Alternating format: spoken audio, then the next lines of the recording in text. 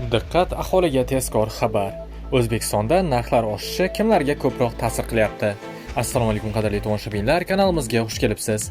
Videodan to'liqroq xabardor bo'lishni istasangiz, oxirigacha ko'rib, like va podpiska tugmalarini bosib qo'yishlikni unutmang. Diqqat qiling, 2026-yil aprel oyida O'zbekistonda savdo sohasi vakillari narxlar oshishini eng ko'p his qildi. Bu haqda Markaziy bank aholi va tadbirkorlar o'rtasida o'tkazayotgan navbatdagi so'rov natijasida qayd etilgan. O'rganish nafaqat odamlarga sezilgan inflyatsiya, balki kelajakda narxlar oshishi bilan bog'liq kutilmalarni ham qamrab olgan. Aholiga sezilgan inflyatsiya.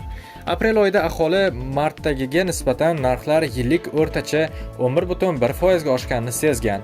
Narxlar ko'tarilishini hududlar va kasb egalari turli darajada his qilgan. Hududlar kesimida narxlarning eng tez o'sishi Qashqadaryo 12,9% va Surxondaryo 12,4% sezilgani bildirilgan. Eng past inflyatsiya Farg'ona viloyatida 9,5% kuzatilgani qayd etilgan. Toshkent shahri va viloyati, Sirdaryo hamda Namanganlarda ham narxlar respublika o'rtacha ko'rsatkichidan yuqori sezilgan. Savdo 13,1%, maishiy xizmat ko'rsatish 12,3%, xodimlari va pensionerlarga 12,2% narxlar oshishi eng yuqori darajada sezilgan. Davlat tashkilotlarida ishlaydiganlar esa inflyatsiyani eng past darajada deb baholagan 9,9%. Aholi birinchi navbatda go'sht, sut, meva-sabzavot, yoqilg'i va dorilar narxi sezilarli oshganini qayd etgan.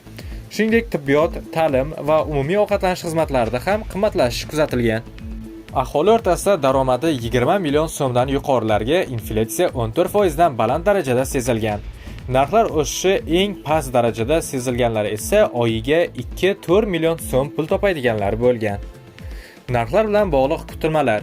Kelgusi bir yil ichida narxlar qanday o'zgarishi borasida aholi va tadbirkorlarning qarashlari bir-biriga yaqin, ammo ichki omillar turlicha.